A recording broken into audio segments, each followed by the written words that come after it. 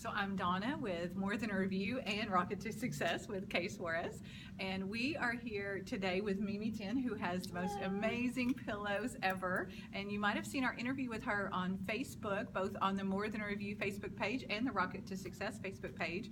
Well, we loved her so much, we have come back and we want to ask her a few more questions. So we're going to let her start by introducing herself and telling a little bit about the product. Hi everyone, my name is Mimi Tin and I'm the founder of a children's product company called the Be Love Life. And the mission and purpose behind this company is to create products that will encourage kids to feel valued and loved and to grow in their faith. All right, let's show the pillow. We love it. Here's one example of the pillow. And it has a brand new design. These are actually traveling pillows. So they have shoulder straps with the mobile phone case, and they all have back pockets. So you can put accessories and everything else you need in there. And each one has a different Bible verse that's meant to encourage kids in different ways. Wow. And so share with us a little bit about what gave you the idea to create this unique product. This is a very personal collection for me because I experienced some bullying as a child, and the verses that helped me to get through that time are the same verses that I used for this collection of pillows. So I wanted to be able to encourage other kids in the same way that I had been helped at that age. Good, very good. I think people think that bullying is new, and it's I think a lot more attention is getting it now just because of social media, but it's not new. You know, it's been happening. But this is a great product to just help kids know their worth. So we absolutely love it. Thank you. So I was going to ask what other new projects that you may have in the making. Okay, I'm working on a new collection of pillows that you can color, and they each have different message, different Bible verse, all kinds of cool graphics, so it's really modern and fun. And it's a great project to do as a group, you know, like for a birthday party or sleepover, and it's fun to color. Yes, yes. And we saw them at her booth, and they are perfect for like a kid's birthday party, so everybody could be coloring them, and then they get to take them home. And we just love it. And so one of the questions we wanted to ask too is like, what makes your product different from like the mainstream? Because we talked a little bit on the Facebook interview of how you're kind of unique both to the Christian market and to the mainstream. So talk a little bit about that. Right, sure. Okay, so what I guess the visible difference here is that they have this travel strap and a cell phone case and a back pocket. So the design is unique. And as far as, I guess, the purpose and the mission behind it too, I felt like there was a void in the market for creative products for preteens, like products that were trendy and full of life and color. And so that's why I created these to kind of to gear it towards that age group. Yes, and I do think when you see and we'll be posting pictures from her table where she's got great trendy colors and really both for boys and girls. We saw some, the designs are not all pink, even though we love pink. There was even some camouflage up there. Exactly. So some great scriptures that you've chosen. I love the scriptures and the great product. So, Kay, I'll let you take it over and ask some questions. Yeah. So, Mimi, what challenges as a woman entrepreneur have you faced, and what advice would you give to other women out there that are just like starting down that path? Okay, well, I think one of the biggest challenges that I've faced is I guess being a woman, but also looking really young, because people think I'm a little kid and they don't take me seriously. And you have a pillow. And I'm carrying around a little plush pillow. So I think that's one of the biggest hurdles I've had to overcome is just making it legit, like making sure that I had the credibility, so that people sort of had respect for what I was trying to do, and so I mean it's been going well, as you explain the mission behind it, and people are really getting on board, and so that's been wonderful. And just some advice that I would have, as an entrepreneur, is to really believe in your product, like 100% in what you're doing, because if you stop believing, then everyone else will too.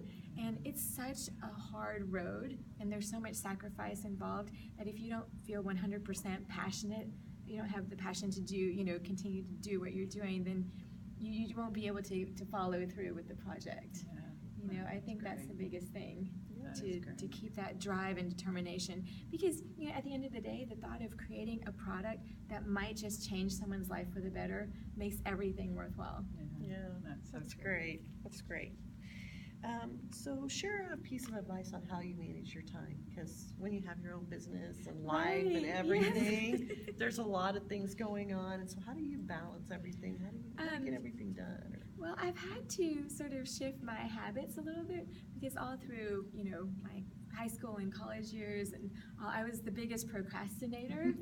And so now, like, when you run your own business, you're in charge of every single part of it. So there isn't a chance to procrastinate. So I just write lists, you know, I prioritize my list and just go straight down every day of what needs to be done.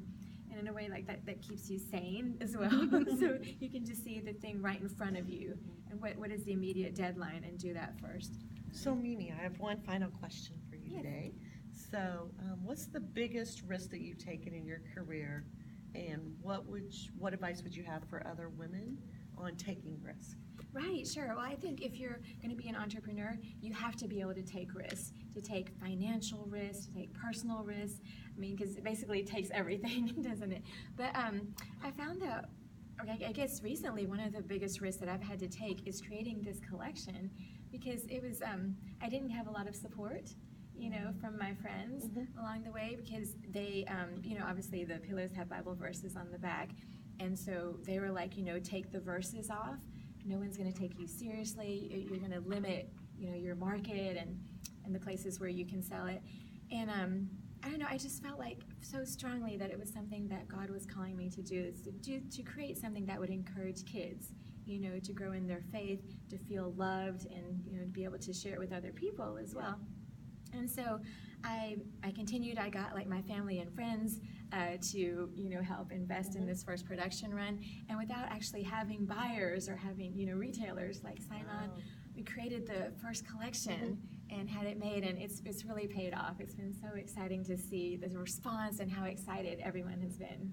That's about exciting. this. That's exciting. Thank you. Thank you so much. So when is one of your risks that you've taken maybe not gone well? Because this sounds like it's going fantastic. Well, just along the way of, you know, working with different people, because sometimes you don't know everything about them, right? And you just have to trust that they mean what they say that they're going to do.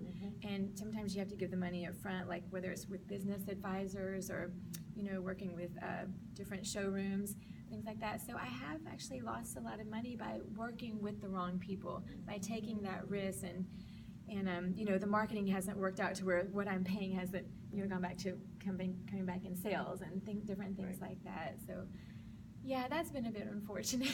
So just be very careful. Yes, I guess just be very careful. Do all your research, and sometimes even if you do all your research, it doesn't work out. But I think the most important thing is to be resilient and to be flexible and to know that you are gonna. I mean, failure is part of it, isn't it? Right. With every single thing that you do as an entrepreneur, you're putting your ideas, yourself out there.